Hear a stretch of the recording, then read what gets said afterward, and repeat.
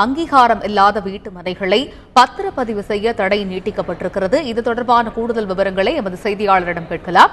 வணக்கம். அங்கீகாரம் இல்லாத வீட்டு மனைகளை பத்திரப்பதிவு செய்ய தடை நீட்டிக்கப்பட்டிருக்கிறது. இந்த வழக்கை பிப்ரவரி 27ஆம் தேதிக்கு ஒத்திவைத்திருக்கிறது உயர்நீதிமன்றம். இந்த வழக்கு விசாரணை தொடர்பான முழுமையான விவரங்களை பதிவு செய்யுங்க. வணக்கம். அதாவது வீட்டுமனை அங்கீகாரம் இல்லாத வீட்டு மனைகளை பத்திரப்பதிவு கடந்த செப்டம்பர் 9ஆம் தேதி உயர்நீதிமன்றம் தடை விதித்திருந்தது.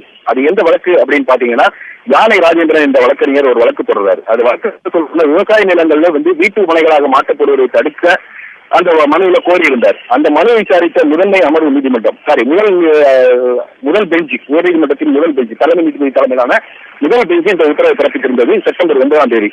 அதன் பிறகு பல கட்டங்களில் இந்த வழக்கு விசாரணைக்கு வந்தபோது அந்த வழக்கு இந்த வழிமுறைப்படுத்துவது, நிலங்களை எப்படி வழிமுறைப்படுத்தலாம் அப்படிங்கறத பற்றி ஒரு அறிக்கையை அரசு தாக்கல் செய்ய சொல்லி அரசுக்கு உத்தரவிட்டிருந்தாங்க. இந்த நிலையில இன்னைக்கு இந்த வழக்கு மீண்டும் விசாரணைக்கு வந்தது. தலைமை நீதிபதி எஸ்.கே. கவுல், நீதிபதி சுந்தர் அடங்கிய அமர்வு முன்பு விசாரணைக்கு வந்த போது இந்த ரியல் எஸ்டேட் தரப்பில் ஆஜரான வழக்கறிஞர்கள் உயர்நீதிமன்றத்தின் தடைகளால் தாங்கள் ரொம்ப பாதிக்கப்பட்டிருக்கிறோம் அப்படின்னு சொன்னாங்க.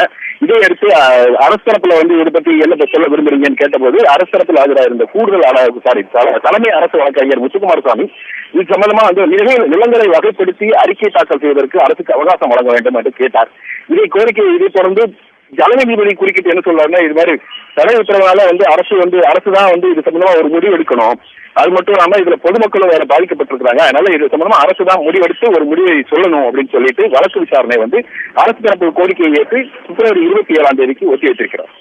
சுரேஷ், இப்ப நிலங்களை வகைப்படுத்தி அறிக்கை அளிப்பதற்கு மாநில அரசு அவகாசம் கோரியிருக்கிறது. எதற்காக இந்த அவகாசம் கோரப்பட்டது? ஏன் முன்னதாகவே இதற்கான வகைப்படுத்தும் அறிக்கையை தமிழக அரசு தாக்கல் செய்யவில்லை? வகைப்படுத்துவதற்கான பணிகள் மிகப்பெரிய பணிகள் என்று அரசு தரப்புல சொல்லப்படுகிறது. இதுல எல்லா ரெவன்யூ டிஸ்ட்ரிக்ட், ரெவன்யூ தாலுகா இந்த அளவுல அந்த நிலங்களை அளந்து அது கரெக்டா அதை தகவலை சொல்லணுங்கிறதுனால இந்த தாமதம் ஏற்படுகிறது என்று அரசு தரப்பில் சொல்லப்படுகிறது.